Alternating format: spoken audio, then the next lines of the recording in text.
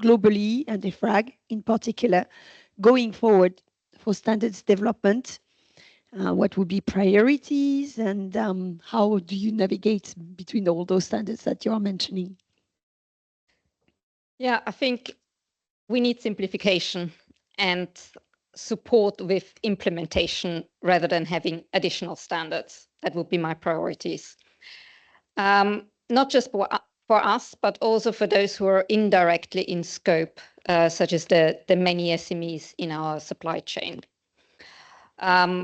We haven't even seen the first reports, neither ESRS nor ISSB reports, and we really appreciate that there's a lot of talk on simplification right now, but we also need to see it, in practice. So at the moment, what we see more standards being developed. We have sector-specific standards. We have the enhancement of SASB, and yes, we need interoperability, but interoperability only gets us so far.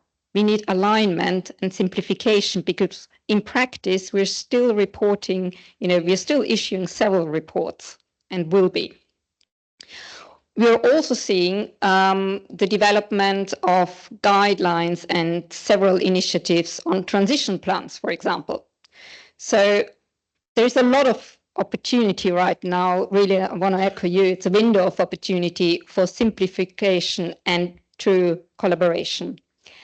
And I have to remind you that, in addition to ESRS and ISB, we actually face, other reporting regulations, such as the EU Count Emissions Initiative, Future Data Center Transparency Regime. We see additional reporting on national level.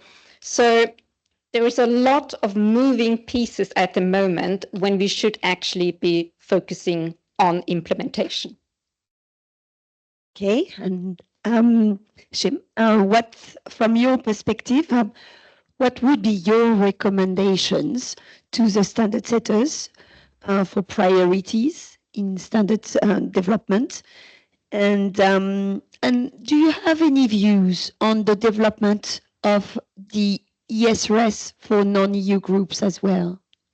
Oh yeah. About for today, interoperability and the simplification are discussed very much, and so I would like to tell our stories in here. And the first, I just mentioned that it'll take time to catch up to understand the philosophy inherent in ESRS, even though you are very familiar with it. For us, it's not that easy.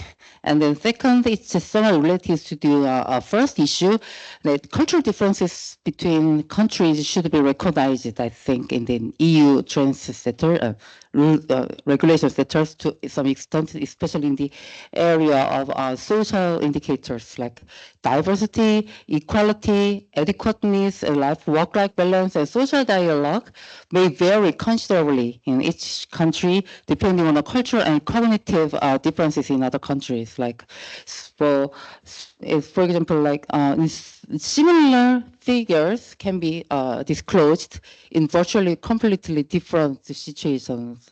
You can imagine that a certain figures about the diversity in a certain country. Okay, I rather not mention a certain country, and then in Korea. So I don't mean to not to disclose it, but then standard setters, would be fully aware that there are enormous concerns of undertakings like us, abroad in setting importance and indicators and standards, especially for those kind of indicators in social issues. And the third, there may be a conflict with each country's regulations. And in the case of Korea, when we large company request the data from subcontractors, especially small and medium-sized company, Korean Fair Trade Act stipulates that important management information is not forced to report for SME to its contractors. So this information, such as energy consumptions and their plan and investment plan, and then especially employees' data, required by ESRS are considered as an important management information, so we cannot ask them legally. And so that that regulation exists to protect SMEs, and it is very difficult for us to secure the reliable data for a disclosure. And for consolidated information and policy, holding company like HD Hyundai we cannot easily influence to the affiliates, especially listed companies, and often limited by regulation in Korea. And each country taxonomy is also different with the EU. And although disclosure will be, of course, we will prepare a disclosure separately, but it is not a matter to be simply dismissed because, taxonomy is in fact direction recommended and proposed by our own government, right? So those kind of final detailed guideline, please, detailed guideline and detailed cases and practices, as I just mentioned several times, and we actually prepare and apply ESRS, we are facing many, many issues. For example, complicated transactions flows over many countries. How can you handle it?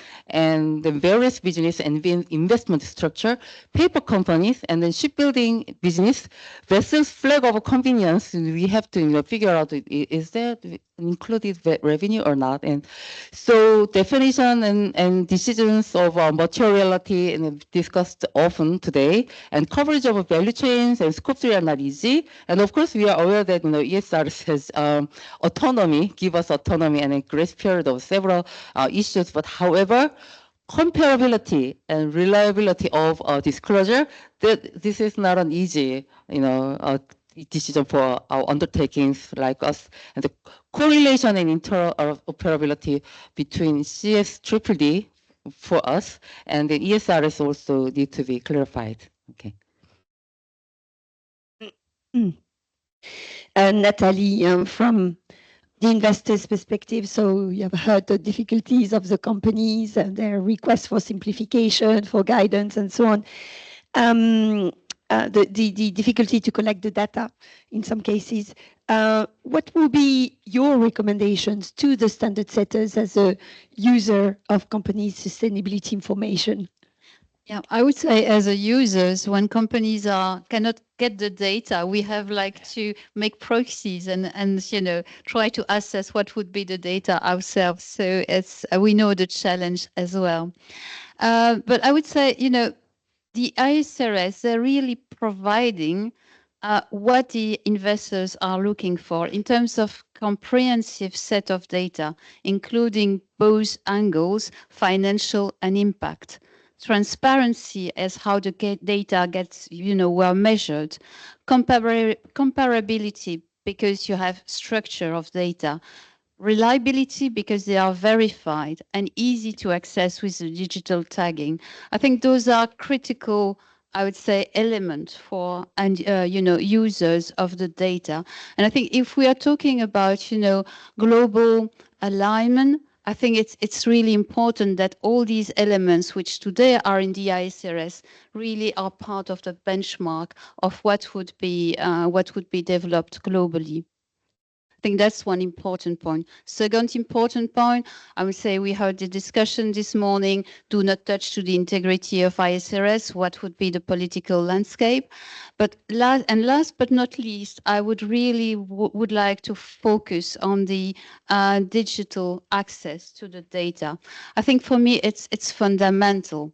I mean, to have structured data that can be accessed on a digital basis in a centralized place like the European single access point is absolutely critical. And it's really important that there is no delay in this very important project. Without that, it would be like building a wonderful houses and then in the last minute, because last minute, budget constraint, you do not have the money to build a front door and you need to struggle your way through the window. So I think, digital access of structured data is fundamental as well. Bastian, what do you think about what has been shared by our panelists here about recommendations going forward? And any views on the current development by EFRAG about the standards for non-EU groups, because it is indeed focusing on the impacts? And what would be your recommendations as well to make the most out of sustainability standards? Yeah, let me start by acknowledging that there's definitely a need for guidance, and standard setters need to provide more of that. From a GI perspective, importantly, guidance on the link between impacts, risks, and opportunities. That is something that we've identified as a priority project. We do believe that by establishing a level playing field through having a global system, and having that established as a reference point for regulatory activity in the EU and elsewhere, we're going to see the overall burden going down, hopefully. We have to acknowledge that there is always local context to regulation, and that is in corporate reporting the case, but in really any regulatory field. So you cannot do away with that. It would also be probably the wrong assumption that you should be doing that in the first place. But this is where we have actually succeeded with the ESRS in EFRAG, building on the best practice that had been developed for very many years in the area of impact reporting, adopting many of the disclosures that have been in the GI standards and before that in the guidelines. You can actually build on the best practice that is existing already for the regulatory needs in a particular jurisdiction. We need to strengthen this, undoubtedly, and I think just echoing the feedback also of the colleagues, there's much more that needs to be done in that, and it needs to be done in an international, in a global perspective. Because in the end, this is only the beginning, and I would want to come back to that point.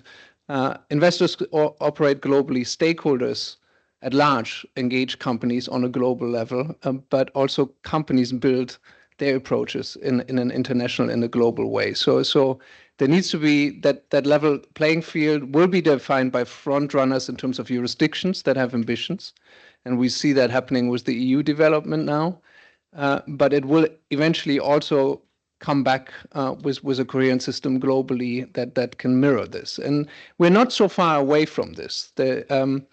When you look at market capitalization and the largest companies globally, this novelty aspect of impact reporting is oftentimes overstated. Most of the largest companies globally, largest listed companies, have been doing this voluntarily for very many years. And by building on best practice, we can actually connect into that also with the regulatory approaches. Maybe one more point about the standard setter also being responsive to these needs, right? It was mentioned that there are processes underway that sit closer probably to normative in sustainability reporting, UN-related ambitions, the COPs that we have in different areas, social disclosure where there's a lot of advancement. Patrick mentioned the human rights agenda. A lot of the expectation in these areas flows from normative discussions that are happening on an ongoing basis where companies are directly involved as well nowadays. So connecting as a standard setter into these normative international dialogues will be absolutely key, because then there are no surprises in the alignment that we're seeking. Thank you.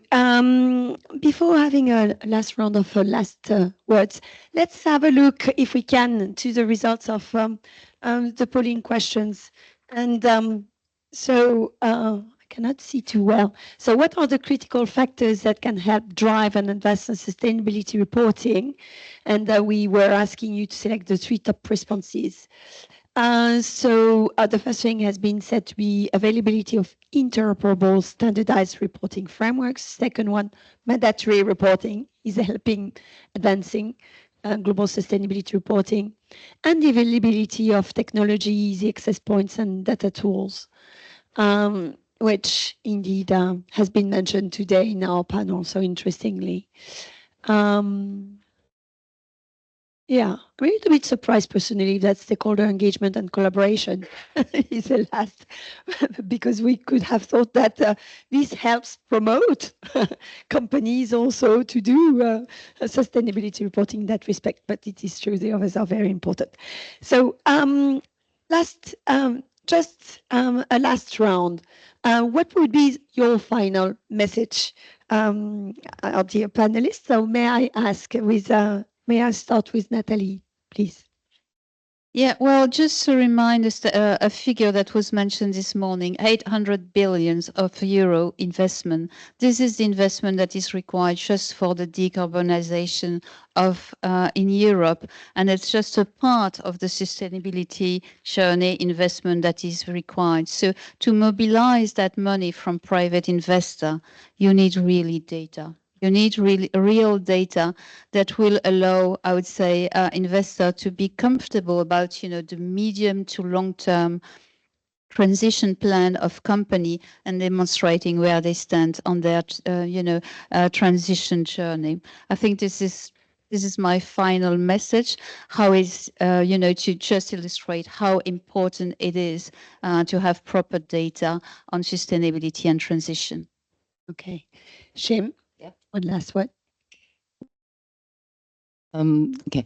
Financial disclosure regulations have been developed step by step. Financial disclosures and required by stakeholders to disclose and to reflect an already existing management system for a long time. But however, the sustainability disclosure regulation requires undertaking just not to disclose the data actually, and then to establish a management system accordingly. The orders and procedures are reversed. So obviously, we are moving on a desirable direction with ESRS. I believe so, and I support ESRS. But I would like to emphasize once again that it takes time and enormous efforts, and we have to put our efforts to share the whole the concepts and then the cultures and the procedures and management systems. It's not just about the disclosure regulations. So not just because, we just need to build up a new system. This is important, but because, we take this very critical and want to communicate with our stakeholders properly. Yeah. Thank you. Thank you.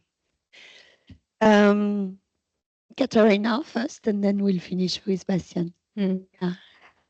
I think the key message for me is, simplify rather than add.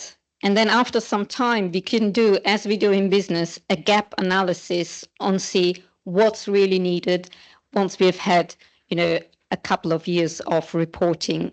And allow me to have a second one, because we often talk, we're all on a journey on sustainability reporting. And actually, for me, what counts, what it's most important is the journey to decarbonization and the journey to reach those goals. And perhaps I'd rather be talking more about that. Bastian, last word. Yeah, and what was mentioned a couple of times in the context of regulatory was certainty, right? And I think part of what we need to accomplish in the coming years is that there is certainty about the reference point in corporate reporting, and that best practice really informs a level playing field for internationally operating companies. This space will be always driven by regulatory ambition, and much more so than in the last 25 years for sustainability reporting. But there's still the opportunity to align. We heard about direct interoperability. There is a lot of work that can be done on aligning around common disclosure going forward. And we, from GI's perspective, believe that by being very closely following also the international negotiations that are happening in all these different sustainability arenas, you can anticipate a lot of the trends. Start with voluntary reporting, where regulators have not developed ambitions yet, but device disclosures already. See them multiple years in application and then move into mandatory. But we need to accelerate that. Climate is not enough by far, and there's so many other issue areas that fortunately have come into the mix through the ESRS, but there are a lot more waiting in the sustainability field. And so we need to enhance that international dialogue on what is best practice and how can it inform eventually regulation and mandatory. Thank you. We have one last testimony. We have a video from Ini Sheng. She's a vice president, corporate sustainability center from Samsung Electronics. So let's listen to what she has to tell us.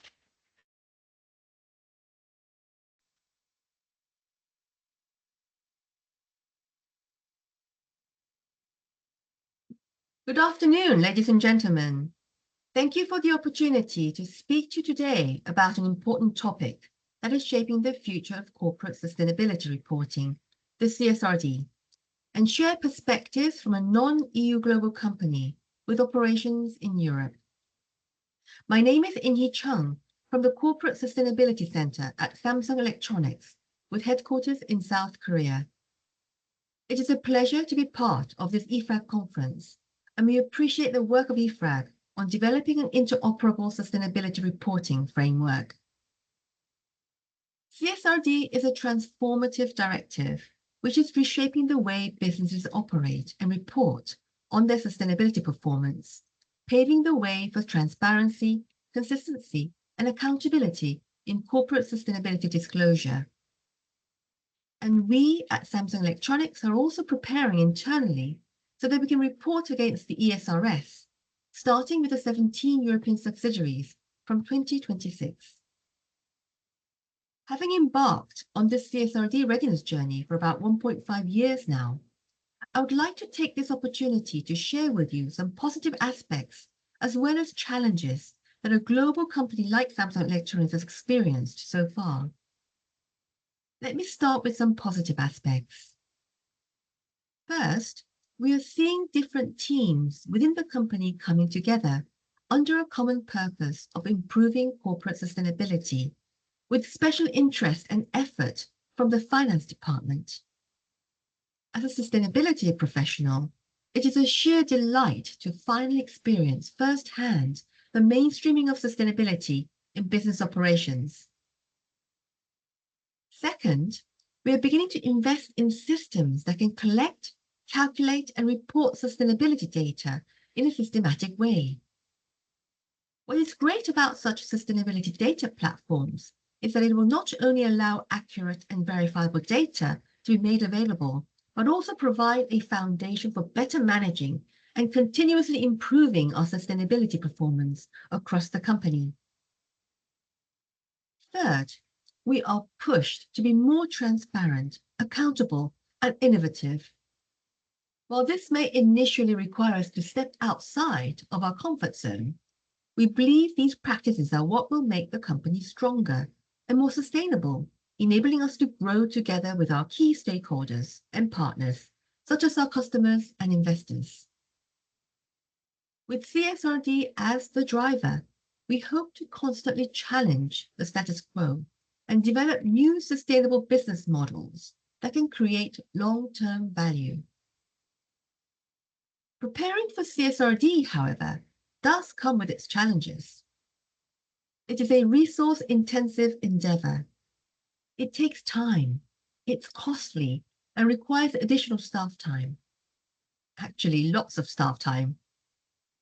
For Samsung Electronics, with more than 230 subsidiaries on a consolidated basis, we need ample lead time for preparation, and we expect there to be trials and errors along the way, given the scale and complexity of our operations. Here, I would like to share with you one key challenge from a non-EU global company perspective that would benefit from EFRAG's further consideration and pragmatic intervention. It is the issue of dissymmetry between the financial and non-financial reporting. Let me elaborate what I mean. One of our EU-based entities has non-EU subsidiaries, and the question that is still open for us is whether the scope of reporting should cover the activities of these non-EU subsidiaries. I'm talking about subsidiaries located in the Middle East or South America, for example. At present, financial reporting has kept those non-EU subsidiaries out of scope, and we would like this to be applied to CSRD reporting as well, especially for non-EU global companies such as Samsung Electronics. If non-EU subsidiaries are included in scope, that will entail excessive resources and data collection needs, not to mention the challenges of validating and ensuring the information. We would like CSRD reporting for non-EU companies to focus on what is material within the EU boundaries of operation to ensure consistency, availability, and accuracy of data, and alleviate additional burden. CSRD is no doubt a game changer for companies to move towards more sustainable business practices. Much internal change is needed to be CSRD compliant, and for Samsung Electronics, preparations are underway. However, CSRD needs to be pragmatic and focused to keep companies engaged and motivated. We believe EFRAG has a key role to play in bringing together the different perspectives and experiences of companies to make CSRD into a truly transformational and successful initiative that can pave the way for impactful global ESG disclosure. Samsung Electronics remain a strong supporter of EFRAG's activities to streamline and harmonize reporting requirements. I would also like to learn more about EFRAG's role in relation to the recently announced Omnibus Simplification Package by the President of the European Commission. With that, let me conclude by thanking EFRAG again for giving Samsung Electronics an opportunity to share our views and wish everyone a fruitful discussion. Thank you very much. So I think we are about to conclude this panel. Some key takeaways. First thing, I think this panel has demonstrated that CSRD and ESRS matter outside the EU, not just in the EU, outside the EU, that CSRD can have a transformational effect. That indeed digital structured data is absolutely key for investors. There are pleas for simplification, pragmatism, and so on. Interoperability, if not alignment, where we can, particularly looking at what we can do for standard for sector developments going forward, will be important. Need for guidance as well in the current phase of implementation. And hopefully, with experience, we will have best practices that will help us refine the framework. As I said at EFRAG, when I discuss, and I know that many of my fellow board members are in the room here, so they could listen, and I'm fairly sure that we will consider very much on what has been said in the development of our future standards. As I said, this international operability is absolutely key, and we have at heart to help help companies implement the ESRS the best way possible. So I thank you very much. I thank my panelists. Please, a big applause for them. I think that we have a coffee break.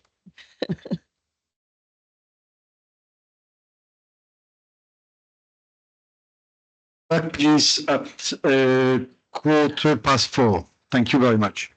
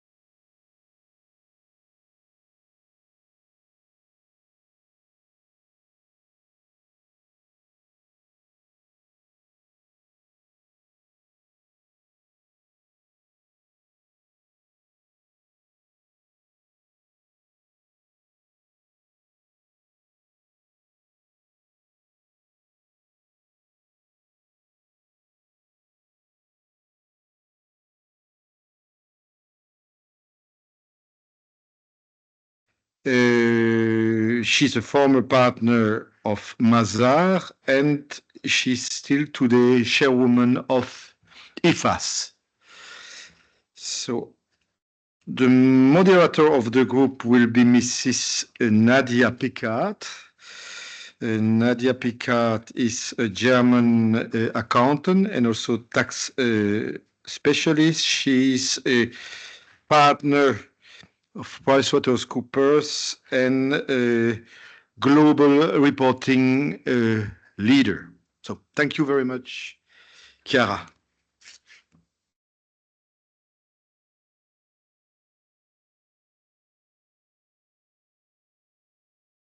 Good afternoon to all of you, and the joy of speaking after others is that all my topics have been more or less touched upon, but nevertheless I will bring some additional perspectives.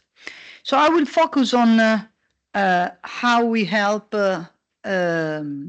companies, starting from the small and medium enterprises, and then looking at the achievements of the last year since our last conference. I will briefly mention other deliverables, and then I will cover our implementation support.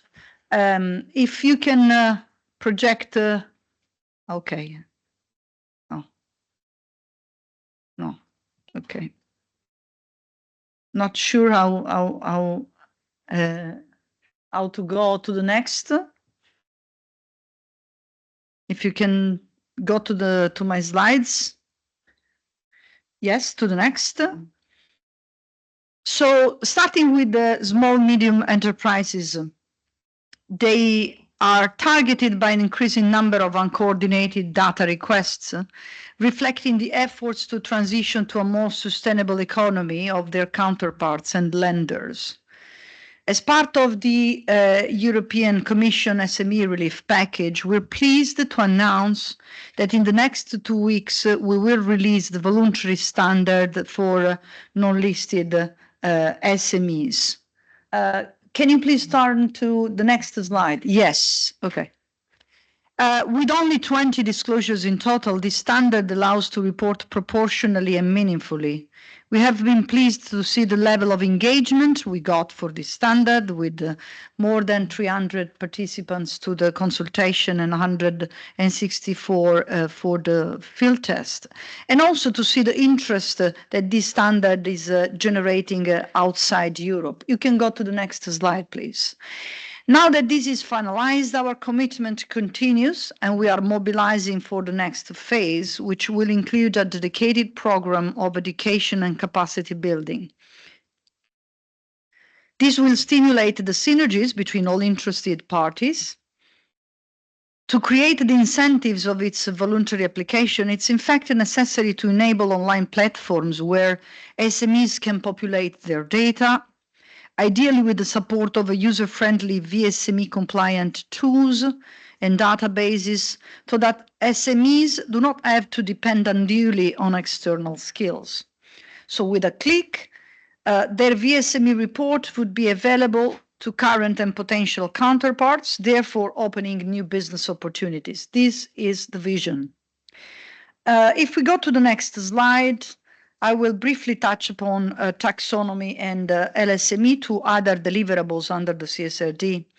In August, we finalized the XBRL taxonomy, which completes the objectives of the directive and reduces the costs related to access and intermediation of reported information. It supports digital interoperability and in turn will reduce the burden of double reporting. On LSME, we completed the technical preparation of this standard. This is a substantially simplified version of ESRS, but still compatible with a fair presentation.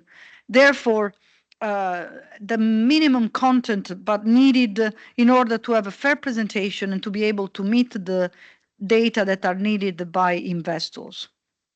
While its scope of application is rather limited, this standard is important given the impact of the so-called value chain. If we go to the next slide, We move to the importance of sector disclosures, and the CSRD identifies sector disclosures as an integral part of the architecture. The questions that we receive in our platform confirm that many of the current issues do need sector guidance to be properly addressed. Similarly, the efforts made in the materiality assessments would significantly be reduced if, as a starting point, companies would have a list of issues identified by the standard setter as the most relevant for the sector. For a fair presentation, sector information is essential. ESRS do not have yet this layer of disclosure. Therefore, to comply, companies have today to define their own entity-specific content and the shape and form of it, with the associated complexity and lack of comparability. But this is precisely why preparing sector specifications and guidance is now essential in order to complement ESRS Set 1. This year, we worked to complete the preparation of the content for the first two high-impact sectors, in addition to the sector classification. We also progressed in the research phase of some of the high-impact sectors, as well as the financial sectors, thanks also to the engagement of players in our financial institutions advisory panels. If we move to the next slide, the Q&A implementation platform, another very important area of our activity, which is absorbing a substantial amount of our secretariat work. We opened the Q&A platform a little bit more than 1 year ago. Last week, we released the last batch of explanations, which means that in total in the year we have issued 157 explanations, therefore addressing almost 70% of the 777 questions received today. Next slide, then I cannot miss the importance of the implementation guidance documents and educational material that was issued this year. These implementation guidance documents cover the most challenging areas of implementation. IG1 supports double materiality analysis with the FAQ and practical illustrations. IG2 demystifies the value chain disclosures with a clear indication of the 11 out of the 82 total disclosures that do cover value chain, and an indication of how proxies often are a good solution to avoid direct data collection. And then we have IG3, which supports the preparation of gap analysis, but as Patrick said before this morning, it has also been the source of unfortunate misunderstandings. As our report of emerging practices issued in summer showed, preparers, consultants, and auditors have sometimes used the list of the 800 shall data points as a checklist, jumping immediately to the preparation of the data collection, as if all of them were to be reported on. Of course, they are not to be reported all. More than 1/3 are only applicable if the company has in place policies, actions, targets, processes, etc. So one would say that the corresponding information is already collected for managerial reasons. Second, except for 20% of the data points, the rest have to be reported if the corresponding matter is material. And also in this case, they are only to be disclosed if they are necessary to provide information, relevant information on that matter. And allow me also to say that when compared with the work of other standard setters, the number of data points, if counted with the same methodology, is similar. So this misunderstanding that the ESRS requires to report 800 or even more data points provides an evidence of the risks of over-implementing the standard. It was mentioned at the beginning of this event today, if common sense is not applied. Now, to summarize on data points, the CSRD identifies ESRS as the tool to reduce the burden of having to comply with several different reporting frameworks, given the increasing public expectation that companies are to report according to a variety of such frameworks. And a closer look at ESRS reveals that they are indeed a consolidation exercise. Patrick mentioned how many data points stem from European regulations, SFDR, benchmark, and filler, and therefore are already the object of data requests and data collections. And here I want simply to remember that, in fact, 80% of our data points are in common with other frameworks that are currently voluntarily adopted, so being it IFRS or TCFD, GRI, or SASB. So it's indeed a consolidation exercise, and maybe we have the merit of having made transparent and visible the amount of data that are already collected today. Similarly, we have heard of high costs associated with the first exercise of double materiality. This indeed may happen when ESRS implementation is simply a compliance exercise only. However, if double materiality is grounded on business, procurement, and risk management processes already in place, it will benefit from in-house knowledge and will focus on real issues that are relevant. Along the same lines, we have heard that the reference in the standards to actions, targets, and plans have been interpreted as actually requiring you to implement those, not simply to state if you have them or not. But again, this is another potential risk of excessive implementation, and ESRS set transparency requirements and not behavioral requirements. Finally, a word to mention interoperability, but it has been already covered before me by Alex. It's a constant in whatever we do. Now, looking into the future, we collected now several indications of where additional guidance is needed, and we are planning to work in the next months to be able to respond to as many as possible of these requests, supporting in this way the collective effort to reduce implementation burden while producing meaningful information. I would like here now to take the opportunity of this speech to thank everyone involved in our work, communities, the advisory panels, the technical expert group, the board. Lastly, I want to thank my colleagues of the Secretariat, support functions, technical staff, and I'm looking forward to the challenges and achievements that await us in 2025.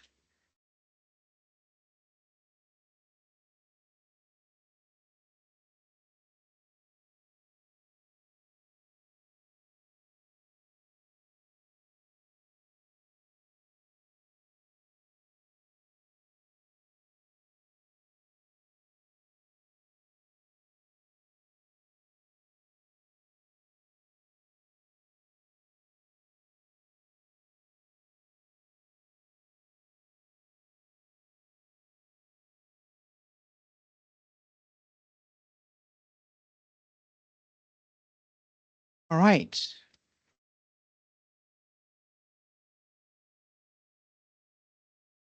Welcome everybody here on the panel. I'll introduce you in a second. Before we get started with some introductory notes and then an introduction of my dear fellow panelists, we will have a Slido question up on the screen that you can please respond to, another Q&A section, poll section in Slido. And also, just to remind you, we do have a Q&A section in Slido as well. If we manage to find a little bit of time for some questions from the audience, I'd be very happy to take them and refer them back to our panelists. All right, the question is up. Let's get started and let's revisit the response to the question towards the end, right? Is that okay? Okay, so Chiara is happy with that. That makes me very happy. So coming back to the title of this panel discussion, Advancing Sustainability Reporting Implementation to Meet Business and Strategic Challenges, right? So an investor once told me that sustainability reporting is a little bit like an MRI. It's not a lot of fun, But after that, you really understand how the company is working or is not working, and what the moving parts are and how they interact with each other or don't interact with each other. So that really shows that investors have a very keen interest to understand through sustainability reporting how, for example, your workforce is subjected to climate risks, where emissions are concentrated in your supply chain, or how energy consumption has been curbed in the various parts of your business, and really also how good processes and governance support the business or don't. Right. So that is what we will be discussing today a little bit, underpinned by our PwC Global Investor Survey, CSRD survey, Global CSRD survey, Global Investor Survey comes in a second, that has really already shown that preparers anticipate benefits from CSRD reporting. The survey was in the field in May of this year. That's quite early, right, if you think about it. And already then 30% of respondents said that they see opportunities in terms of revenue opportunities and also in terms of cost reduction opportunities. So we will unpick this a little later, but I was quite surprised at the high number. I suppose that if we do that same survey today again, we will even see higher numbers on people really capturing the benefits from CSRD reporting. Executives really look at ways to do innovation around products that support climate adaptation and mitigation. They look at ways to engage with their workforce. They look at cost out to carbon reductions that reduce costs at the same time, right? That is a very big driver, and that really goes up and down the value chain as well. So we've heard many times today, and very impressively also already by that nice lady from Samsung, In-hee Chung, that they're very much embarking on bringing the company together to capture the value from reporting, and how difficult that is at the first instance. We've heard that multiple times today, but she really underscored that quite nicely again. And then if we look at investor expectations, and we have some representatives sitting here on the panel as well, we just launched another survey, the Global Investor Survey, a few days ago on December 4, where companies are still very much under scrutiny by investors with respect to their climate action, but investors really want to see how that climate action is tied to a value proposition. For example, 80% of investors want to see companies working with their suppliers and communities to build sustainable value chains. 77% want to see innovating products and services that enable customers to adapt or mitigate the impacts of climate change. The obvious one is building resilience in the supply chain for physical climate risk, 72%. So they're really looking at how profit and value with the link of sustainability reporting is communicated in a very sound and trusted way to the stakeholders, including investors, right? On that trust and communication point, I think some of you might remember the point that we made in the previous years around I call it the greenwashing metric. There's still 44% of investors, of those that we surveyed, that agree that to a large or very large extent, corporate reporting around a company's sustainability performance today contains unsupported claims. Right, so 44% of investors think that all corporate reporting contains some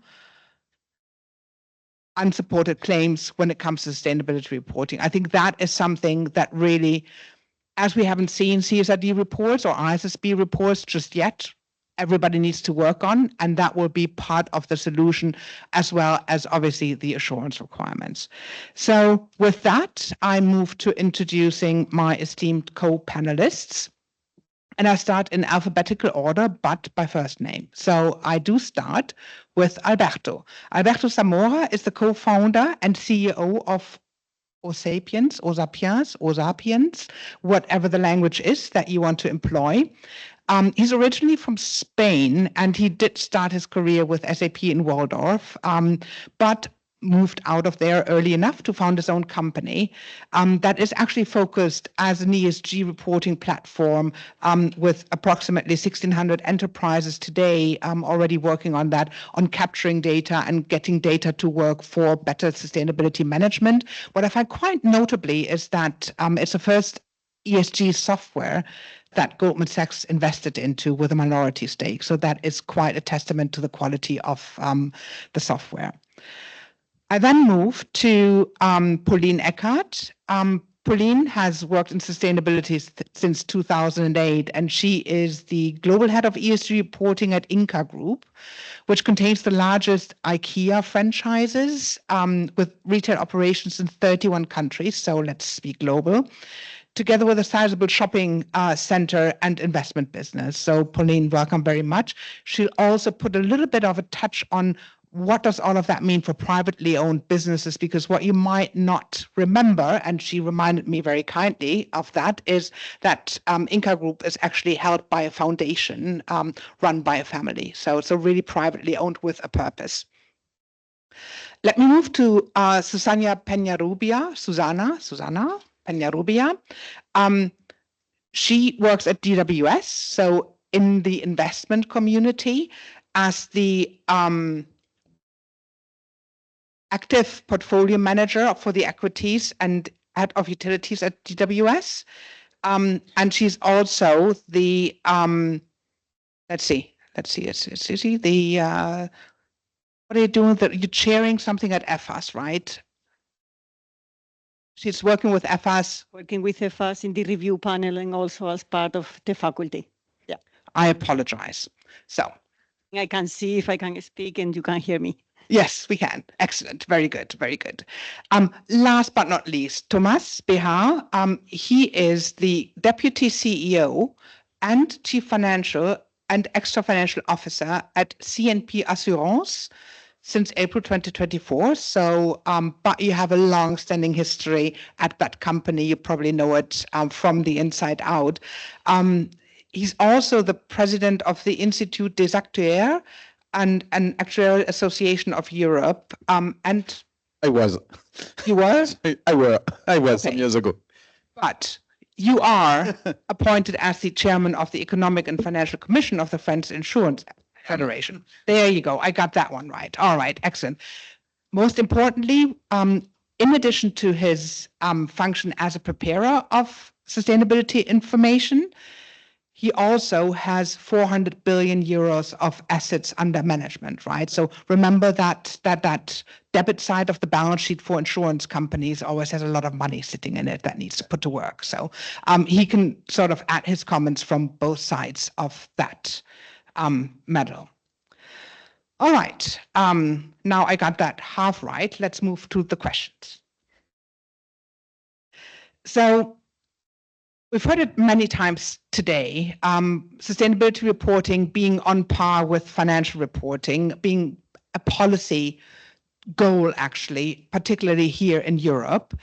And that really means all the data and the processes and controls and everything around it needs to come on par with financial reporting when we look at sustainability reporting. We heard many times today as well that this is supposed to change the way we create value for shareholders as well and be accountable to stakeholders. So if we start with Alberto, having introduced the word of data, right? So what should companies really consider when they explore how to really generate value from the data and the information that they do collect in their sustainability reporting? How do you look at this? I think take everything in three steps. Number one is to decide who is your main stakeholder. Like for you, it's not going to be investors because you're a private foundation, but for someone else, for many companies, that's going to be investors or banks, right? So that's number one. Number two, in our experiences, your stakeholders are not going to be able to read all data points. So decide which are the data points that really the focus for you and for your stakeholders. And number three, when you identify these data points, to define the right level of granularity that is going to be interesting for your stakeholders, right? That's very abstract. So I will give you a good example, I think. If you take a utility company, the RWE, it's a German utility company that is doing electricity generation, right? If you look at the values from the RWE from the last, from the 2022, they had 12% of the revenue was taxonomy aligned green revenue, right? 1 year later, the RWE generated 17% green revenue. It was a good improvement, but the key fact and the important value for the probably E1 minus 3, the actions and resources employed in climate change, is the green capex, the investments that WE have done in the past. Because if you look at the taxonomy report from WE, they invested 89% of the capex was green capex. And that's if your stakeholder, in the case of EWE, your stakeholder is going to be the investors, the investor community. They will look at green revenue from 22, green revenue of 23. But the key fact and the granular point for them is going to be that if you are investing 89% of your CapEx investments in green activities that are taxonomy aligned, it means that's a matter of time until your green revenue is going up. So I think this is a good example how you can create a lot of value if you're disclosing the right data points at the right granularity level. And then you need to decide whether you disclose it at a group level or you go a little bit more granular. Right? Let alone how you then manage these data to achieve these figures, these percentages, throughout the year, right? It's not enough to produce these numbers once a year on a consolidated basis, is it? Yes, well, I think the more transparency you have in the key data points, the more value you are going to create for your stakeholders and so for yourselves. So I think it's all about trends, and it's all about displaying how you are, if you committed to a transition plan, how you are achieving that, what are the actions you are taking, what are the resources you are committing to them, and proof with facts that you are moving in the right direction, and then your stakeholders will like it. Whether they are investors or maybe employees, or it really depends on who is your stakeholder that you want to focus on. Thank you. I think really next year we do need to talk about transition plans. It came up so many times on how good it looks like, and I know that there is initiatives on the way. Thank you for that reminder as well. So, Susanna, from an investor perspective, and just remembering some of the statistics that I just spouted out, right? So how investors do look at a company's performance when it comes to climate action, and the data that you start to see and hopefully will see with more rigor. How do you put that to use? How do you look at that from your perspective? Yes, thank you, Nadia. Perhaps I go one step back before I answer the question. And looking at investors today in Europe, at least looking at the asset managers, we have like different requirements for all of us being working in an asset manager. On one hand, we have what we call the analysts, which are doing the fundamental research. At the same time, some of them could be even at the same time portfolio managers who are making investment decisions. And the third leg here is the engagement that we are doing with the companies if we are invested on the fixed income on the equity side. So this means that the function actually of the analyst doing that fundamental research is very critical, because we'll be giving support to the person who is making the investment decisions, but at the same time, we will be engaging with the companies on those facts that we think are a sustainability risk or financial risk, and also obviously like all the investors promoting opportunities, because this means a better performance going forward. So from that perspective, the focus of the analyst is very clearly in some way linked, obviously, with what Alberto was saying, otherwise it could be really a nightmare. But initially, the way we use that data is to focus firstly on what is the company operating? It is extremely important, obviously, the sector and the country, because this will be giving you a little bit of feedback on the type of regulations in terms of the countries, but also for the business model. And then we look from the double materiality perspective, so really seeing which are the global trends affecting that company from the outside, and also which is that business model and how this is affecting different stakeholders, because this is key. If something is affecting negatively, wherever the stakeholder, this could be having and could have really a negative impact on our investments coming from a negative financial impact, but also could be lower reputation, etc. So from our perspective, the key use of the data till now, till I started to look at these topics in 2008, has been obviously trying to get more data because we did not have a lot 14 years ago. But at the same time, also seeing that that data is really comparable between companies in the same sector. I think we are already there for a lot of these different topics. Now, the next step, and this is pretty related to what Alberto was saying, is to really look at the actions. So we spoke about climate transition, but actually we have a lot of companies communicating sustainability targets, but you really don't know how they are going to get there. So I think with the new regulation CSRD and the different ESRS requirements, I hope we are going to have for different topics a much better structure, which is not only focused on getting some KPIs, but also definitely to hear about the actions. So what are the actions behind? And with that information, we will be in a much better position for our engagement activities, discussing with the companies in the same sector and being able to compare what they are saying. At the end of the day, the key target for us goes beyond, obviously, the exposure to taxonomy, which is important for the different funds which are reporting those type of exposures. But for really the performance, getting the best return with the lowest risk, it will be critical for us to see what the companies will be reporting in terms of connectivity. So just speaking about sustainability is not enough. We need to have a feeling how these sustainability aspects could be related to the financial strength of the company. And this is, I think, where all of us need to do a much higher effort from the side, obviously, of the preparers. They will need to not only provide that information, document that information, but also analyze it and make the right decisions on the strategic side, and also what they need to do to keep the business model really sustainable in the future. And for us, trying to get more information about that, but also discussing with the companies what could be some estimates on the financial side, if this is possible.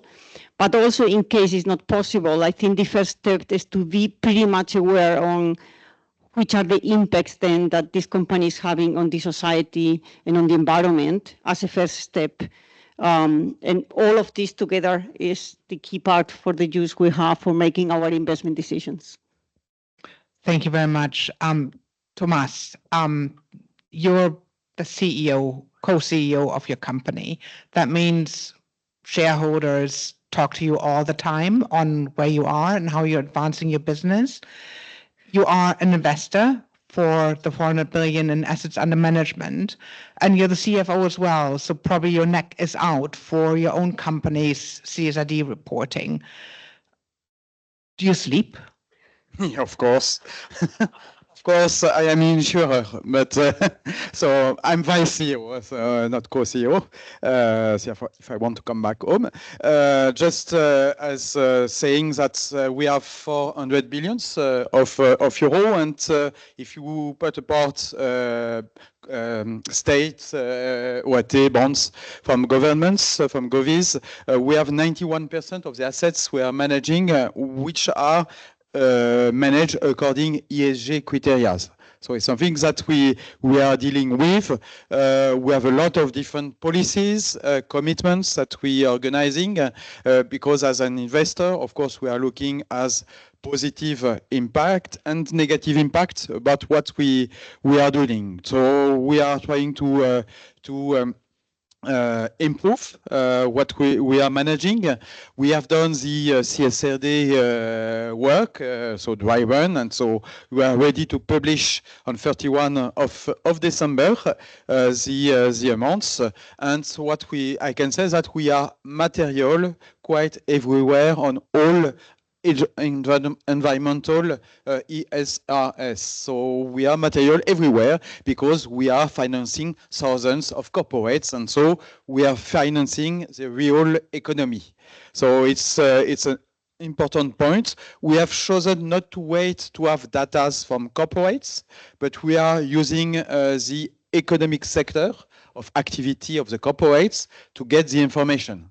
That's why we are material quite everywhere, and our aim from one year to the other is to improve.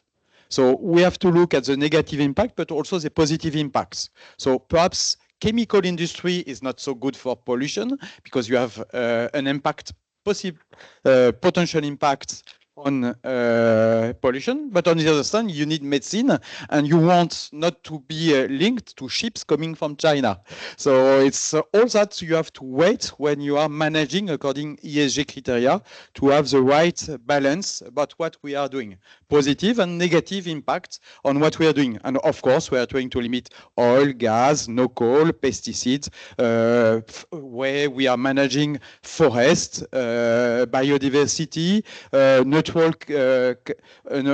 horizon neutral for carbon, so going to neutral as a transition. So all of that, we are taking that on board, but the way we are managing that, and we hope that CSRD, as you said, will help us to ask the others to have the right way to present the information. Already we have some signatures from the legal auditors about what we are publishing as voluntary KPI, but we are looking at CSRD to get more information in 2 years from corporates to improve the way we are looking to the management of our investments. So the value that CSRD generates for your particular business is in the added transparency of the companies that you invest in. Yes, of course, not yet, but we are eager to look at the numbers. They will publish quite everywhere because there are thousands of corporates, and so we need that. In your own preparation, is there another aspect maybe around your workforce or something else? Is there something unexpected that you found in your own preparation for CSRD reporting? Oh, it's a lot of work, so it costs quite a lot. So it's one of the biggest computer budgets. So it's 15 million euros for us. So it's the 15% of the IT budget of the year. It's imply more than 100 persons inside the company to get the numbers, to organize that. It's also part of a transformation that we did.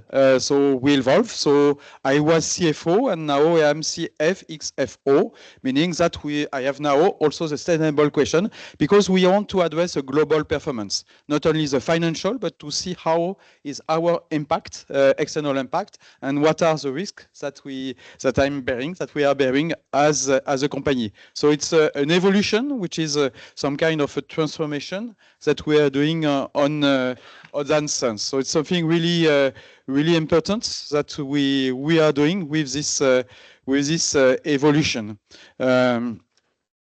That's the main point about this transformation, and of course we have discussion with the board and so on what are the heroes, what is really material, and as I heard, we have around between 50 and 60 material heroes outside the 120 that we have to report on. So we will concentrate on who are compulsory and materials as hero in our publication.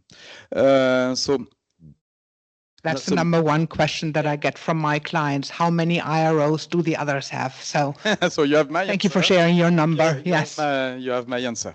And also something that's, as we are consolidated by other companies, so we are working closely with shareholders, La Banque Postale, Post, and Caisse des Dépôts, working all together to get the right information, the right consolidation, the right IT tools to report on that. But it's really a huge work that we are doing nowadays. Thank you. And CNP Assurance is a company that does personal insurances. You don't insure corporates, which gets me very quickly to Pauline. We touched upon value chain and supply chain quite a bit already now. So when you implemented, or as you are implementing CSRD, right, did you gain additional insights on your value chain? And when I say value chain, can you focus in your comments on both the upstream and the downstream impacts that you see? Because obviously looking at your customers is such an integral part of your business. And we are talking about the strategic advantages of implementing CSRD. Yep, no, quite the question. Thanks you, Nadia.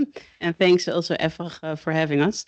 Now, look, in IKEA, sustainability has always been at the heart. So we've been committed to transparency via voluntary reporting for years already. So that's nothing new in that sense. But we very much welcome, of course, the whole development, right? To get to mandatory reporting because it will drive comparability. But it has also that promise of driving action, right? And driving change and getting to impact. But let's first put the spotlight on transparency, right? But that promise is really exciting. It's also when you bring it back to us in Inca Group, you said it already in our introduction, we don't have shareholders. There's no money going to private pockets, including not the family, just to tweak that a little bit.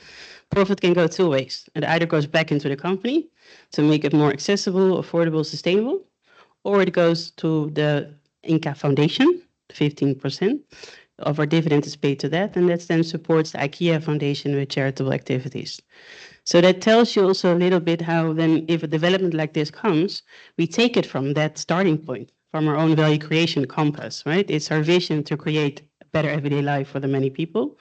So then ESG reporting should also be a proof point of that what we put in scope matters to the many people, including our customers. So one of the things we're exploring at the moment, because we're still under voluntary reporting, right? Just to be clear, we're not listed. So we have a bit more time compared to ASML. I think congratulations, Anne, on being ready. You share with me. So we have a bit more time. So what we're, for instance, exploring is like putting very customer-centric metrics, entity-specific ones, into our ESG reporting scope. That would be proof points about affordability, accessibility, so that people indeed share with us, for instance, in surveys, how they can still be happy to pay the prices for the products that we sell. Another proof point maybe of the many people in Inca, because we're with quite many, we were with 160,000 co-workers worldwide, is that what I've noticed when preparing for CSRD disclosures is that it gets you to these really, exciting conversations. You shared, I've been almost my whole professional life in sustainability, right? So the momentum of this is unmet, also for me. So an example, we have iWay, that's our responsible sourcing program in IKEA. And then last year, we were looking at actually how do we tell that story in our voluntary reporting. And then we come together with the heads of procurement, sustainability, risk, finance. Does this really tell our story? Question one. And then two, maybe we can actually do better with the metrics that we use to track progress and to really drive the change that we're after. And those tweaks are then really promising, right? Well, and then a third bit maybe to share is that what we really also try to do in how we get ready is be very much our own critical friend. So when we look at materiality assessment, you were just mentioning how many IROs. We're still looking at the moment at 17 material topics, which could be considered a lot, right? So what we're doing internally is really constantly watching that. Does it drive impact? Right? Does it really matter for people, planet, society at large? Does it indeed help to be more transparent over this? Is it valuable information for our customers, our stakeholders to share? Of course, we need to be compliant, right? Let's not forget about that.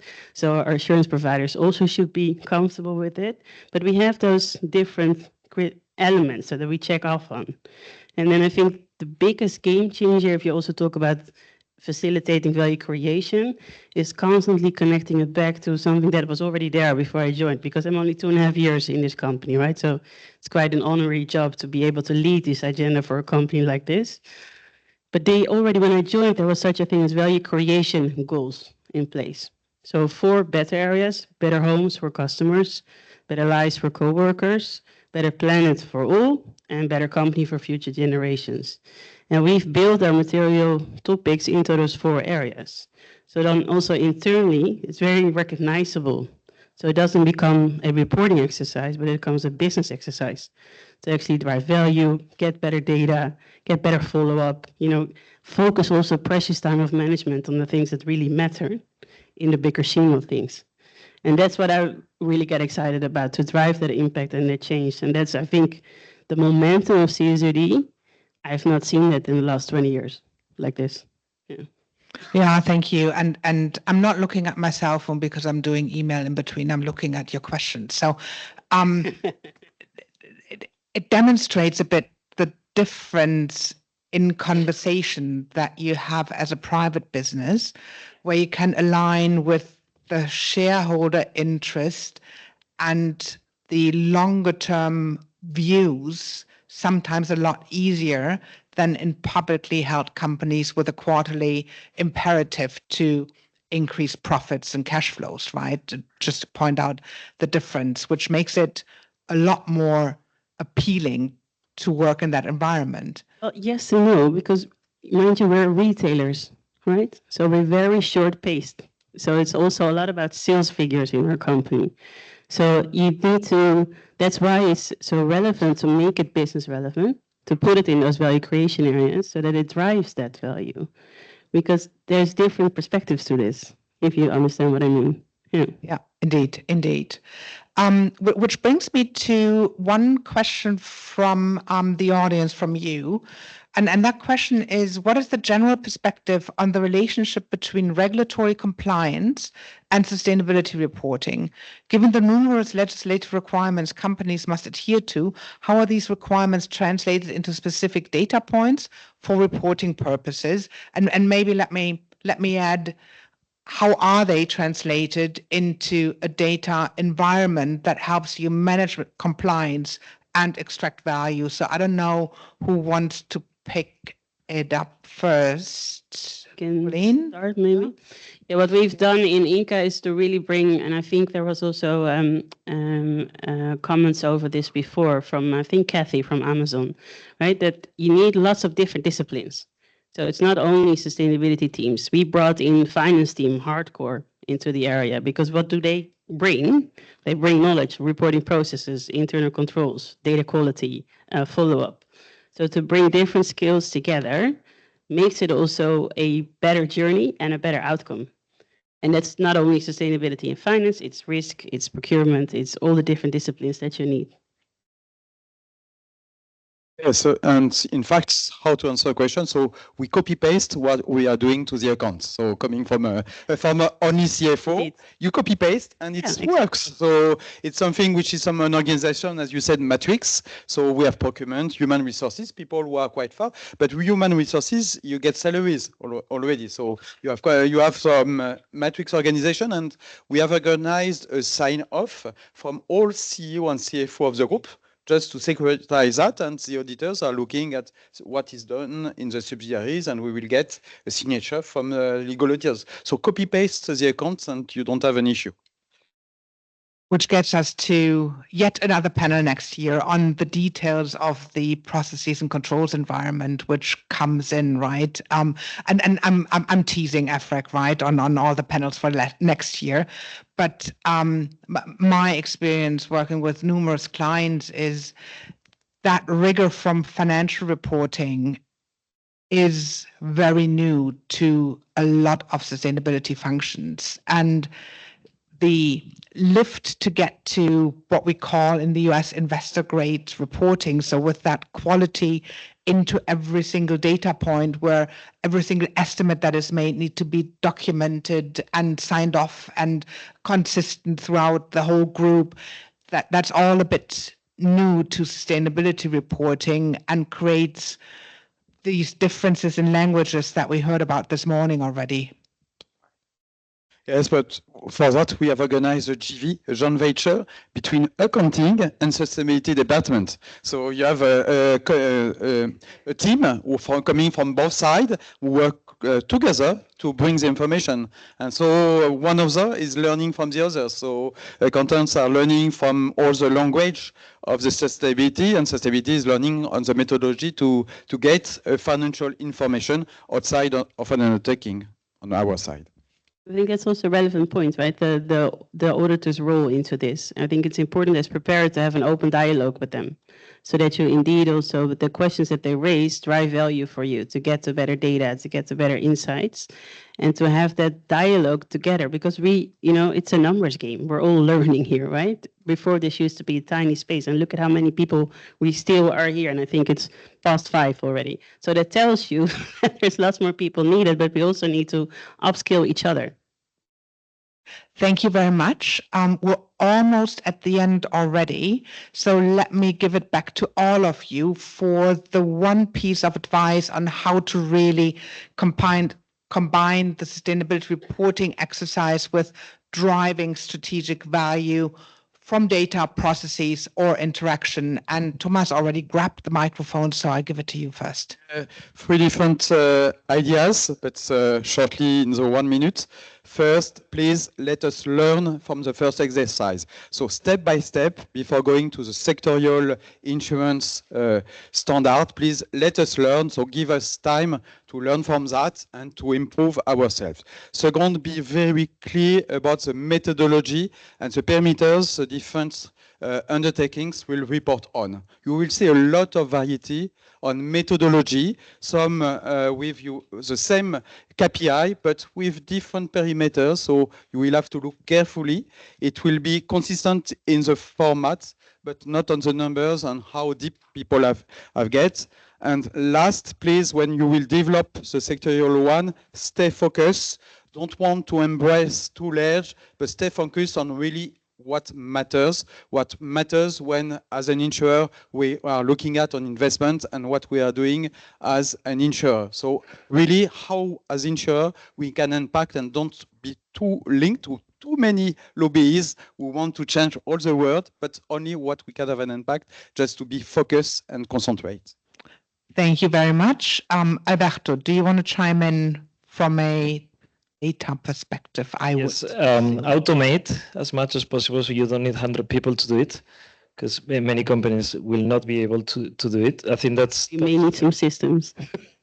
You can do a lot of things with AI nowadays, and you can automate a lot of manual work. And a lot of mid-sized companies are not going to have 15 people working full time on CSRD, and they don't need it because they use software. And second, I think, once again, think about who is your key stakeholder, what are the data points that are relevant for them, and focus on this. Bankers and investors are going to look more on the interface between CSRD and EU taxonomy, all the resources and actions where we have for all data points. I think maybe focus on these ones, and probably you will be able to prove and get value out of it. Susanna, taking a different perspective, I guess. Yes, I hope, because if you stay just at keeping the data automized, then I will have a big problem being on the other side. So from my side, I think it is extremely important that for the preparers, for the companies, that they don't stay just seeing this exercise as a regulatory exercise. I think it's much more behind, and the key part here is looking how you are performing in terms of sustainability, that you always try to see the connectivity with your company, with your financials, with the operational efficiency. What are you doing in terms of product and services? Are you really matching the consumer preferences? Are you already looking how are your impacts on the society and the environment? And at the end of the day, if you are not able to find that, and think place about reputational risk. I think looking at these 3 parts, you will be very successful, and you should then automate the data, but also analyze that data and see if what you are doing will be really helpful to to make your business model sustainable for the future, and also if you can improve your competitive position. Thank you very much. Last but not least, Pauline. Yeah, a lot has been said. What can I add? No, well, I think if you take a step back, in Inca Group, we like to say nothing will be perfect, right? I think Ingvar Kamprad, our founder, also said like the majority of the work remains to be done. Glorious future. That might be a nice lesson in there also for ESG reporting, right? That, we have such a momentum here. It's also good to realize, yes, there's a lot of work. Of course, we are not naive. Also me, I'm not naive about the work to be done. But then there's also such a generational change that we're all driving. And in 10 years, we can all say, we were here, part of making that happen, that financials are considered next to sustainability metrics, information about how we value that our economies are built. And that's quite exciting, right? From a bigger conceptual point of view. And then maybe just some practical things, right? I'm a big advocate for putting business sense into it. It needs to make sense what you report over. I think you said it already, Chara, Delprita, about in your introduction, right? Most of the things should already be there from a managerial perspective. So keep bringing business sense so that it drives value and that you get to those more sustainable outcomes. I've seen some draft CSRD reports right now that might very well be compliant because there is a link to disclosure requirement for every single sentence, but it's so utterly unreadable that this make sense of it from a business perspective and actually think about what you want to say is really, really good advice. Which brings us to what do we want from EFRAG next? Back to the polling question that we might want to put up on the screen real quick. Or I can give away the punchline because I got it on my cell phone. There we go. So with 64% on the question, what are the key factors for collective successful ESRS implementation? The preparedness of all parties involved really won. Now, I am surprised that sector specification is relatively low. I think that might be due to the audience, if I may offer an interpretation, but I leave that up to you guys. And then followed by clarity and timeliness of guidance and Q&A, right? So pretty much right on par, which might add to that preparedness, Chiara, right? So I think it's all quite interconnected. So thank you all for your participation. I would like to really thank my excellent panel with excellent insights. And as I promised, I get you out on time so that you can catch your trains. Thank you very much. Thanks, Nadia.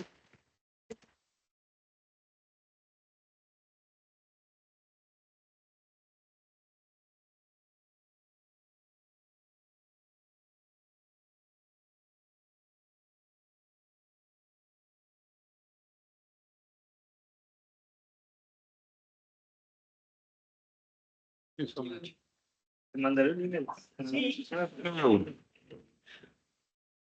We are near the end, but we have. Do we have Mary Shapiro online, please?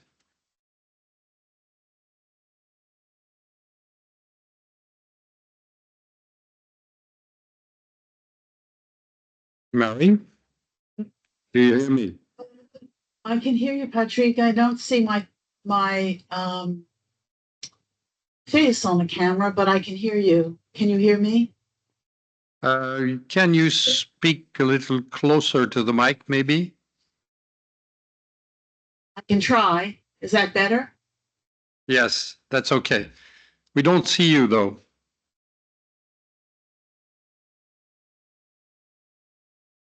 Could you put the camera on? I did.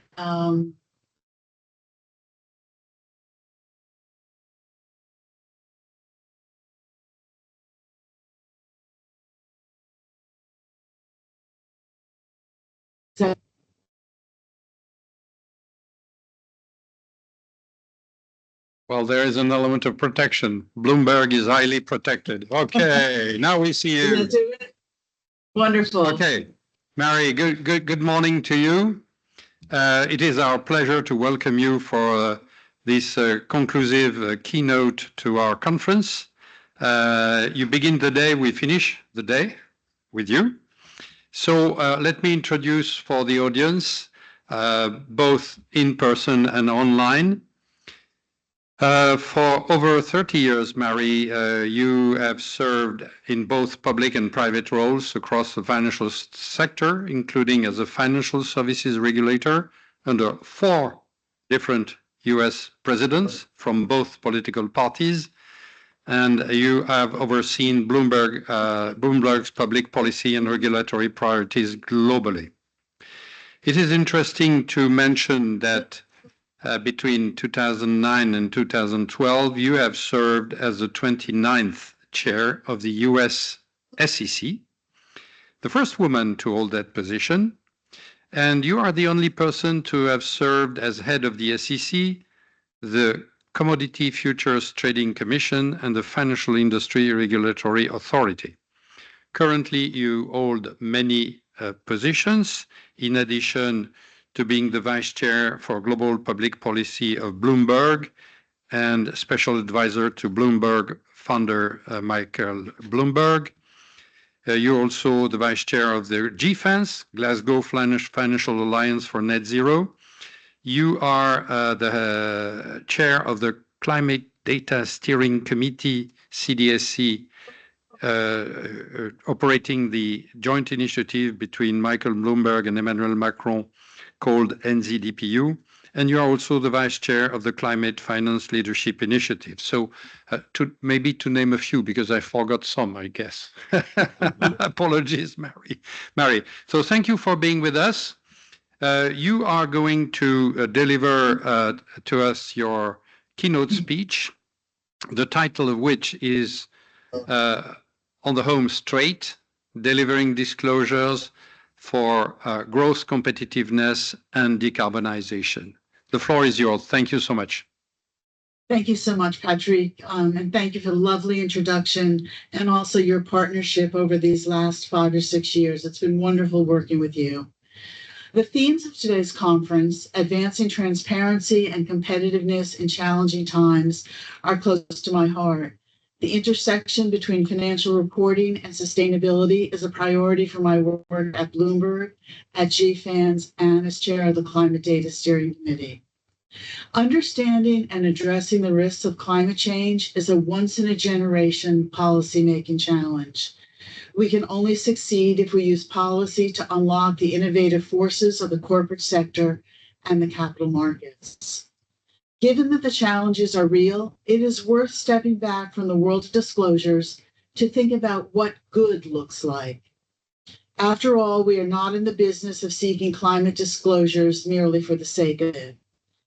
As we know, the EU is working to reduce carbon emissions by 55% by 2030 and reach net zero by 2050 through a combination of measures, including carbon pricing and fiscal incentives, legislative and regulatory measures, industrial and financial services policy.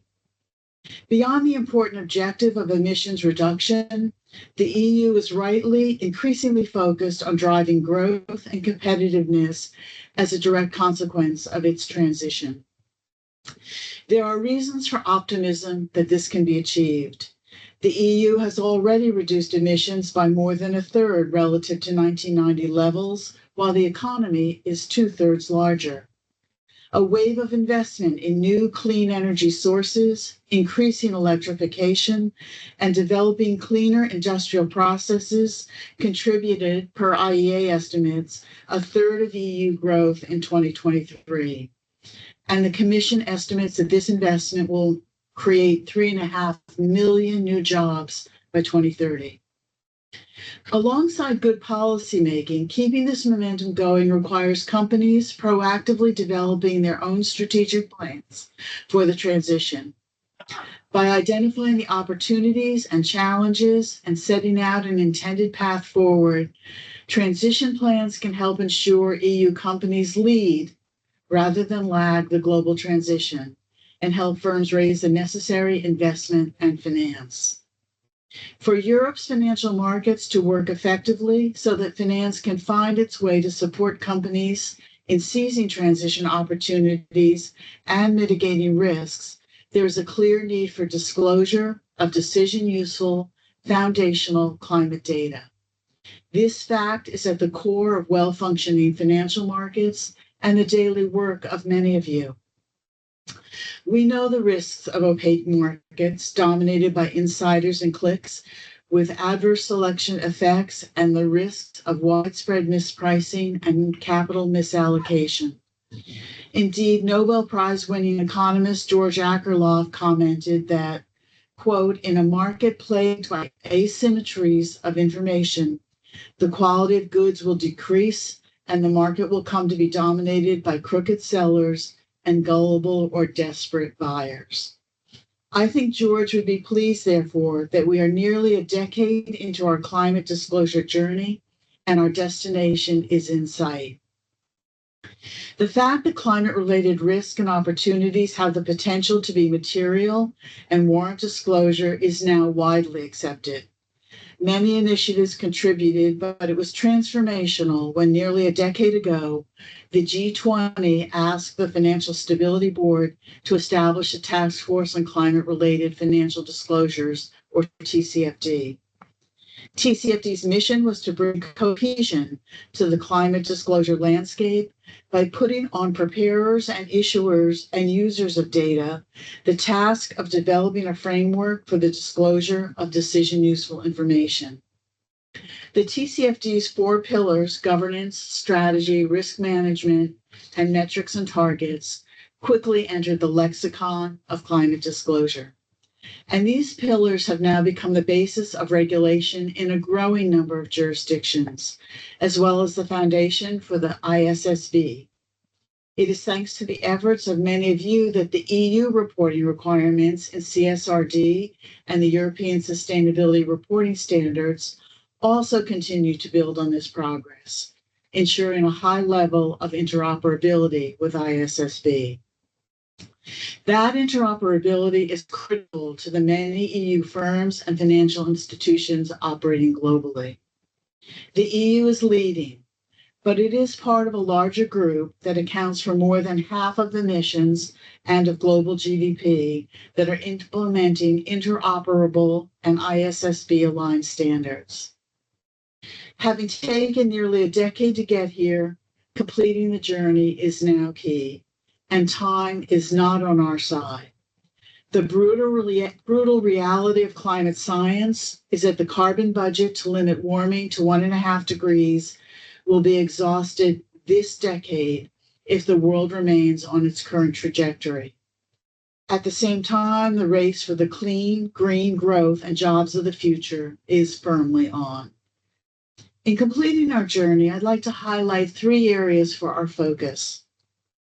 First, the need for reliable, sustainability-related data has never been more crucial nor more widely understood. As a leader in this space, such requirements are starting to come into effect in the EU. The rubber is now hitting the road as firms get to grips with their emissions, their exposure to climate risk, and explore their strategic opportunities to thrive in the net zero transition. There is no question that producing these disclosures is hard. Firms are thinking about their businesses in a way they haven't before, collecting data on their operations and along their supply chains, developing new systems and metrics. But as Theodore Roosevelt famously said, nothing in the world is worth having or worth doing unless it means effort, pain, difficulty. I have never in my life envied a human being who led an easy life. We are transitioning from a world of limited climate data to one of widespread, consistent, and reliable climate data, which can support a reorientation of our economies and of finance. The prize here is a big one. It is something worth having and worth doing, and we must stay true to this fundamental objective. Now is not the time to take the path to the easy life. At the same time, this has been a journey of learning by doing, and the political landscape is shifting. As we near the end of our journey, we should consider whether there is need to make adjustments to ensure safer arrival at our final destination. In this context, it is important that EU policymakers are considering whether any simplification, consolidation, and streamlining is needed to ensure comprehensive delivery of the fundamental data we all need. What I would say from my experience in GFANS and TCFD is that there is foundational climate data that none of us can manage without. That includes the targets companies set, their scope 1, 2, and 3 emissions, and their plans and planned investments in reducing those, and as relevant, their use of carbon credits. Not all of these data points are currently easy to produce, but they are essential. And as discussions move to sector-specific standards, there is an opportunity to align with market practice, support interoperability with SASB standards, and get the necessary buy-in from preparers and users. Second, while disclosure defines the problem, action plans are needed to fix it. The Draghi report recognizes the importance of planning, saying, quote, if Europe's ambitious climate targets are matched by a coherent plan to achieve them, decarbonization will be an opportunity for Europe. A step up in strategic transition planning by governments, corporates, and financial institutions can create a positive feedback loop of policy, finance, and real-world decarbonization. GFANS was founded to support the financial sector in developing guidance for transition planning and publish a resulting transition planning framework in 2022. Firms are increasingly using it voluntarily. Of the over 700 financial institutions that are net zero committed, 2/3 have voluntarily set out plans for transition that cover all 5 themes of our framework, and 1/3 have set out detailed plans that include all 10 subcomponents. Voluntary progress has been growing in the real economy. Almost 6,000 companies disclosed having the 1.5 degrees centigrade aligned transition plan through CDP in 2023, and nearly 2/3 of European companies have voluntarily produced transition plans. Firms are doing this because they see the value in strategic planning for transition. As one EU bank puts it, the transition is an historic opportunity for growth, job creation, innovation, and a sizable market for entrepreneurs and innovators. But they're also anticipating regulation in a number of jurisdictions, including in the EU. Increasing the quantity and quality of transition plans across the whole economy demands a common global baseline for transition plan disclosures.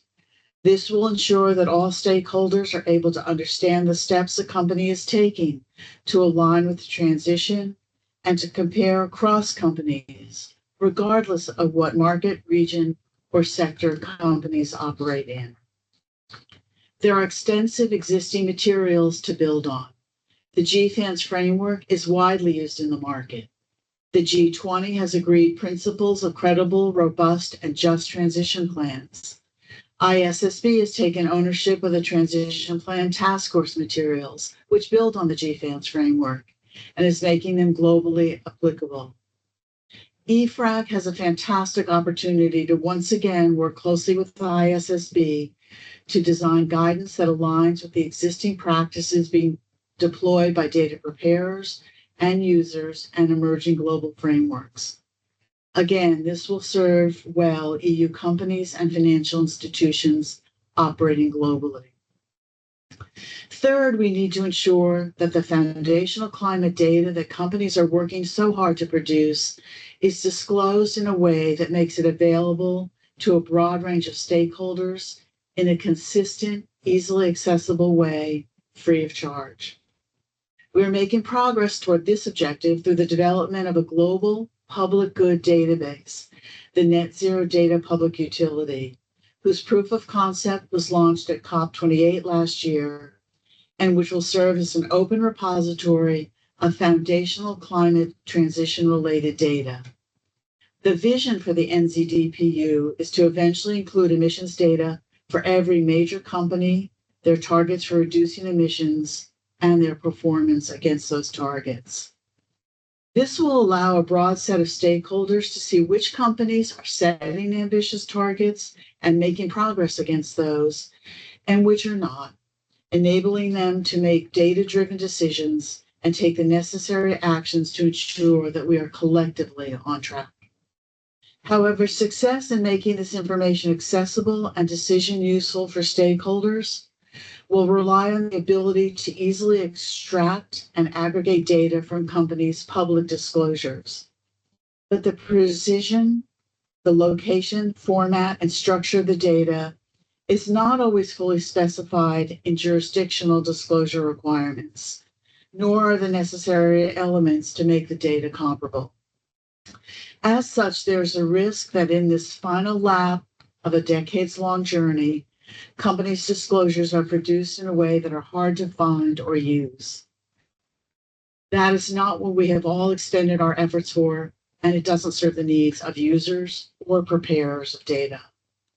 So in finalizing implementation, key countries, and again, the EU is showing leadership here, would ideally find ways to ensure that disclosed data is standardized and digitized appropriately by ensuring that it is centralized in one open location and reported in a consistent format and structure.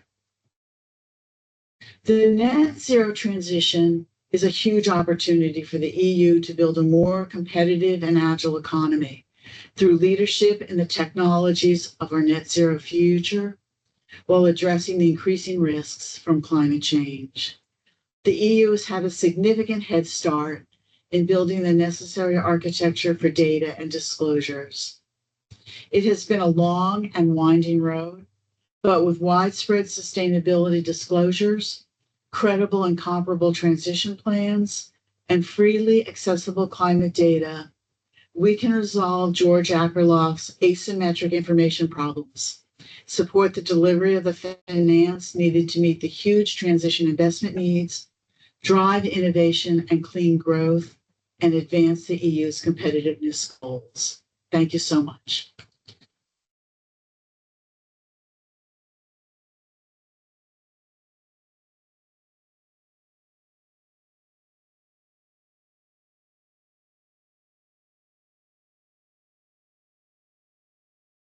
So thank you very much, Mary, for what you said. Thank you very much for concluding this day today here in Brussels. Yeah, I think I have just 1 minute to finish this wonderful day. I've spoken with many of you. I think the vast majority is very happy and satisfied. So before closing, I would like to say thank you to the Secretariat, to the team, because they did really an excellent job. That's not easy to organize an event like this one and to make it a success, and you have done that. So thank you very much.